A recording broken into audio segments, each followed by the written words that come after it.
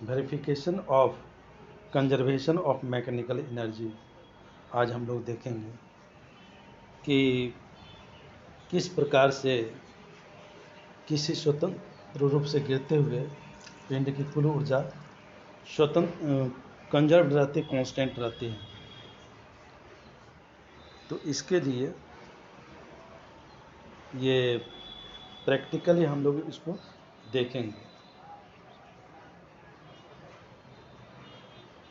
देखिए, यहाँ पर मान लिया कि कोई पिंड है और वह स्वतंत्र रूप से गिरना शुरू करती है। तो अभी यहाँ पर क्या है, u बराबर 0 है। ठीक है, u बराबर 0 है, मतलब वेलोसिटी 0 है। तो काइनेटिक एनर्जी कितना होगा, 0 होगा। और ऊंचाई h है, तो mgh1, मतलब यहाँ h1 दिया हुआ है, तो इसीलिए यहाँ पर h1 है काइनेटिक एनर्जी। ये अब है क्या कि ए बिंदु से स्वतंत्र रूप से छोड़ दिया जाता है गिरने के लिए। तो ऐसी परिस्थिति में क्या होता है, बिंदु P पर पहुंचती है और वह वर्टिकल डिस्टेंस कितना है, x दूरी तय करता है। तो यहाँ पर हम लोग क्या देखते हैं, इस h1 दूरी में से x चला गया, तो इस तरह से h1 माइनस एक्स हुआ, यही h2 हो गया हाइट यहाँ पर। और यहाँ पर कुछ न कुछ वेलोसिटी होता है, तो इस वेलोसिटी की गणना करते हैं।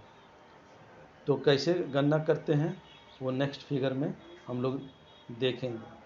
ठीक है, तो यहाँ पर नेक्स्ट फिगर में हम क्या देखते हैं कि देखिए, हाइट है h2, तो पोटेंशियल एनर्जी हो गया mgh2, और h2 का मान हम लोग यहाँ पर देख चुके हैं, mgh1 माइनस एक्स है यहाँ से, तो यहाँ बैठा दिया। ठीक है, अब है क्या कि हम फार्मूला जानते हैं, v स्क्वायर मतलब फाइनल वेलोसिटी v का स्क्वायर इनिशियल वेलोसिटी u का स्क्वायर प्लस 2as होता है। ठीक है, तो जब वर्टिकली रूप से कोई चीज़ गिरता है, स्वतंत्र रूप से गिराई जाती है, तो वहाँ पर u बराबर 0 है और एक्सेलेरेशन यहाँ पर कितना हो जाता है, a बराबर g, और दूरी कितना तय किया, वर्टिकल डिस्टेंस x है तो ये s बराबर x हो गया, ये वर्टिकल डिस्टेंस। इन सब का मान इस फार्मूला में बैठाते हैं, ये फार्मूला में, तो हम क्या पाते हैं, यहाँ पर देखिए ये चला आता है। ठीक है, अब काइनेटिक एनर्जी होता है हाफ mv स्क्वायर। ठीक है, तो v स्क्वायर के जगह पर 2gx चला है, तो यहाँ पर v स्क्वायर के जगह पर, ये v स्क्वायर के जगह पर हम 2gx बैठा दिया। तो कैलकुलेशन करने के बाद ये कटेगा, तो mgx हो गया। ठीक है, तो यहाँ mgx और यहाँ ये दोनों जुट गया, ये वाला देखिए यहाँ पर लिखा हुआ है और ये वाला यहाँ पर लिखा हुआ है। ठीक है, तो हम क्या देखते हैं इस तरह से कि ये पोटेंशियल एनर्जी हो गया और ये काइनेटिक एनर्जी हो गया। ये दोनों को जोड़ेंगे तो देखिए ये ब्रैकेट टूटेगा, तो यहाँ mgh1 माइनस mgx और यहाँ प्लस mgx, दोनों कट गए तो mgh1 हो जाएगा। ठीक है, तो जहाँ जितना पहले था फिर उतनी एनर्जी पॉइंट P2 पर चला है। इसको जो है थ्योरी के रूप में हम प्रैक्टिकल को जो है उतारते चले जाएंगे। अब चले आते हैं नेक्स्ट पॉइंट, बिंदु बी पर।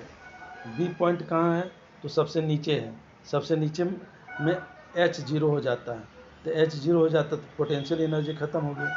अब फिर वही फार्मूला लागू करेंगे, तो v स्क्वायर यहाँ छोटा हुआ v स्क्वायर बराबर u स्क्वायर प्लस 2as। ठीक है, तो इसी फार्मूला में u इतना, a g और s जो है अब पूरा हाइट तय कर गया इस तरह से। तो यहाँ पर क्या होता है, फार्मूला में बैठा देते हैं v square is equal to u square plus 2as इस फार्मूला में। तो v स्क्वायर के जगह पर इतना हो गया, u स्क्वायर के जगह पर इतना हो गया, और क्या होता है a के जगह पर g चलाया, s के जगह पर h1 चलाया। ठीक है, s के जगह पर h1 ए की जगह पर जी, तो यहाँ पर इस तरह से क्या हो गया कि ये 2gx हो h1 हो गया, ठीक है। तो kinetic energy half M V square, तो हाफ तो है, एम भी है, और यहाँ वी स्क्वायर के जब 2gh1 चला है तो यहाँ पर बैठा दिया, तो कितना mgh1। तो इस प्रकार से हम देखते हैं क्या कि ये एनर्जी और ये दोनों मिला करके बी पॉइंट पर भी एनर्जी उतने हैं। तो हम लोगों ने देखा कि जितना पॉइंट A1 ऊपर उनमें एनर्जी था टोटल, फिर जितना पी बिंदु पर मिडिल पॉइंट पर, और फिर नीचे आता है बी पॉइंट पर धरातल को छूता है, वहाँ पर प्रत्येक बिंदु पर एनर्जी समान है। तो इस प्रकार से हम थ्योरी में तो देख चुके हैं कि एनर्जी कंजर्वेशन ऑफ एनर्जी किस प्रकार से लागू होता है, ये हम लोग देख चुके हैं, ठीक है। अब इसको ये आप लिख दीजिएगा प्रैक्टिकल कॉपी में इतना, और उसके बाद क्या होगा कि प्रैक्टिकली हम लोग अब देखेंगे। अब यहाँ पर सबसे पहले हम लोग एक चीज़ देखते हैं कि ये क्या है, एक झुकी हुई तल है, आनत तल है, जो कि फ्रिक्शन लेस है, इसमें कोई फ्रिक्शन नहीं है। और दूसरा एक ब्लॉक ये है, ये इलेक्ट्रॉनिक ब्लॉक इस तरह से है कि इसका वेलोसिटी ये कंप्यूटर के द्वारा रिकॉर्ड कर लिया जाता है प्रत्येक बिंदु पर। अब यहाँ पर h1 है, ये ए बिंदु मान लिया है ना, यहाँ पर क्या है h2 है, ये पी बिंदु मान लिया, और ये यहाँ पर बी बिंदु मान लिया। अब तीनों पॉइंट पर हम लोग टोटल एनर्जी की गणना करेंगे।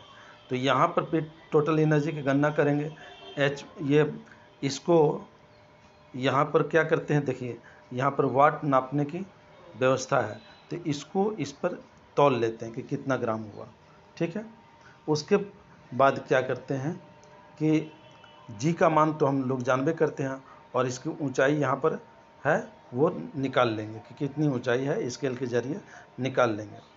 अब क्या करेंगे, तो इस तरह से यहाँ पर वस्तु को तो रोक के रखेंगे, केवल पोटेंशियल एनर्जी है। तो mgh1, ठीक है, h1 का मान वहाँ पर कैपिटल H लिखे थे, तो यहाँ पर कैपिटल H लिखे, h1 का मान जो है निकाल लेंगे, वो न्यूमेरिकली निकल जाएगा। यहाँ पर क्या है, ये अलजेब्रिक रूप में है, हम इसको न्यूमेरिकली निकाल लेंगे, जितना जूल आएगा, मान लीजिए 10 जूल 5 जूल जो जूल आवे निकाल लेते हैं। फिर क्या करते हैं, यहाँ पर इस पी बिंदु पर विचार करेंगे। यहाँ पर वेलोसिटी तो हमको काउंट हो जाएगा, यहाँ से कितना है, यहाँ से ऊंचाई भी हम निकाल लेंगे। तो अब ये h2 है, ठीक है। तो अब यहाँ पर एनर्जी, पोटेंशियल एनर्जी mgh2, देखिए यहाँ पर पी बिंदु पर, यहाँ पर h1, ठीक है, h2, h1 नहीं h2, तो ये h2, तो पोटेंशियल एनर्जी mgh2 ये भी निकाल लेंगे। उसके बाद यहाँ पर काइनेटिक एनर्जी जो है, ये बिंदु पर काइनेटिक एनर्जी वेलोसिटी निकल जाएगा, तो हाफ एम वी स्क्वायर, इससे टोटल को जोड़ते हैं, ठीक है। फिर यहाँ पर आता है, फिर टोटल को जोड़ते हैं, यहाँ केवल वेलोसिटी रहेगा, ऊंचाई तो 0 हो जाएगा। तो तीनों बिंदु पर हम, ए बिंदु पर, पी बिंदु पर और बी बिंदु पर, तीनों बिंदु पर हम क्या पाएंगे कि ये टोटल एनर्जी सेम है। इस प्रैक्टिकल को देखिए यहाँ पर दर्शाया गया है ना, ये ऊपर ले जाके छोड़ दिया जाता है और इस तरह से दर्शाया जाता है, और इसका रिकॉर्ड वहाँ पर आ जाता है। तो इसी से हम लोग क्या करते हैं कि ये प्रैक्टिकली निकाल लेते हैं, ठीक है।